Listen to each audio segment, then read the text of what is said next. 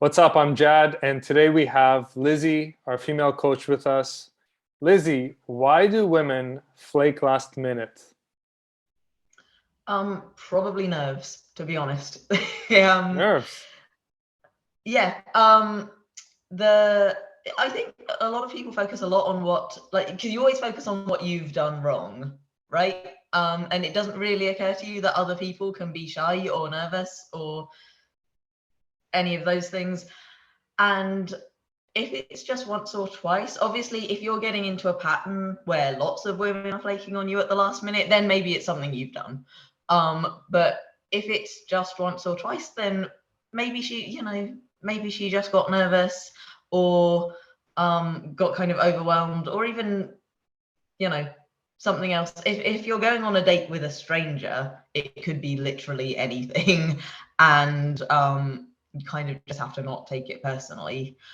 If it's happening regularly, then I would say maybe you're not making enough communication between setting up the date and actually going on the date, and you've lost momentum, or you've kind of something's happened that's like caused her to either lose interest or get spooked, like you didn't confirm, or you didn't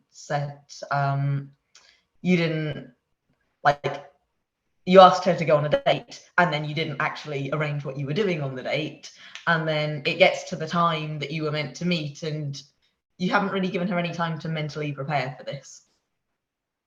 Very nice. Very nice. So, what does a guy do? Let's say the guy doesn't have a pattern of women flaking on him, but there's a certain girl that he really likes who has flaked, and he's going to give her the benefit of the doubt. Like maybe, yeah, okay, maybe it was her nerves, maybe something happened, whatever. I usually like and I think a lot of male dating coaches usually say, look, if the girl flakes on you last minute, and then she doesn't give you an alternative, or she doesn't call you or whatever, usually you want to drop that girl. Mhm. But let's say he wants to give it another shot. How would you go about that, or how would you advise he go about that?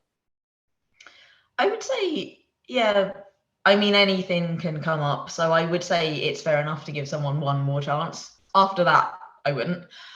But yeah, just say this is someone that you've already met, you've been texting and stuff. Just be like, okay, well, that's a shame because I wanted to meet you, but then either suggest another time or just be like, okay, let me know when you're free and see if she does. Because she knows you like her, right? It's not like she's confused about that. So if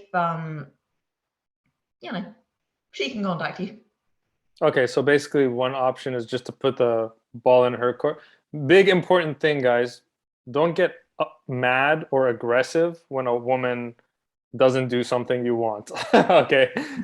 So just be friendly, just be like, oh, okay, oh, it's a shame. I really wanted to see you, or would have loved to see you. Let me, and then you throw the ball in her court, basically. So that's one way.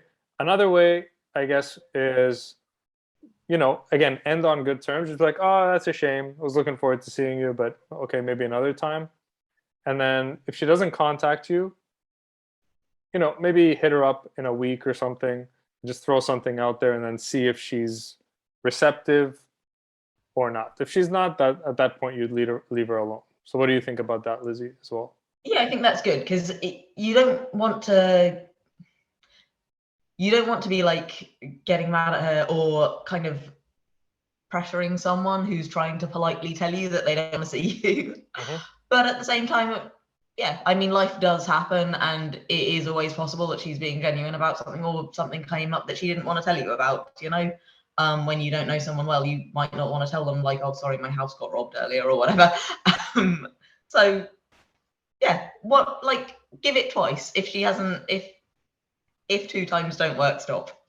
Okay, yeah, exactly. So that way, um, uh, like a lot of guys are afraid of appearing needy. Is like, oh well, I asked her out once and she said no, and if I ask her out again, she's gonna, she flaked on me. If I ask her out a second time, she's gonna think I'm needy. Or, well, here's the question I'm getting at.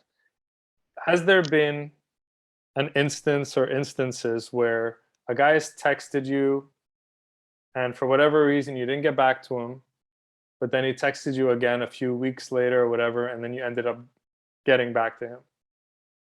Yeah, she can always block you if she doesn't want to hear from you. Like, what makes you come off as needy is getting angry about it. Just kind of being cool about it doesn't come off as like weak or needy. It just comes off as, this is a guy that wants to see a girl. You know, Yeah, you perfect. do have to. I think some guys are worried about coming off as needy anytime they express interest, and it's like, no, that's not what neediness is. Okay, so what is neediness then? Well, how can they make that distinction? So he can be, a bit persistent with a girl. That's another topic too, because there's a way to do it and not. But um, being needy basically is gonna be in his energy.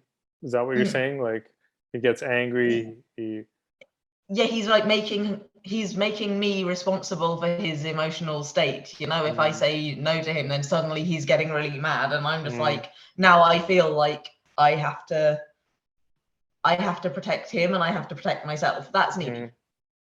Nice, nice. Yeah. So basically what I tell guys is like your invitations to women um, should are always happy. Like your energy should never change whether she says yes or no. Mm, And um, if you're being persistent with a woman, over a period of a year or whatever, every time you invite her out, she'd be like, "Oh yeah, well, are you ready yet?" Or "How about now?" or whatever. And if she's just like, haha, no, but she has a good energy, you have a good energy. In that context, you can be persistent like over a year or more, right? Like as long as because the woman's feel it's like if you were a salesperson and you're mm. calling someone, hey, are you looking to buy a car now? No, okay. You call them like 2 months later. How about now? Are you looking to buy a car? No, okay. Maybe like after a year, are you looking to buy a car? Actually, yeah, I'm okay. Cool, let's talk. Right? So kind of that way. Yeah, exactly. And then you've built up so much trust there because she knows that you're not gonna, or like in the car salesman, like they know that you're not gonna be pushy or weird, but you know, you've been nice about it every other time. You'll probably be nice about it now. Nice, nice.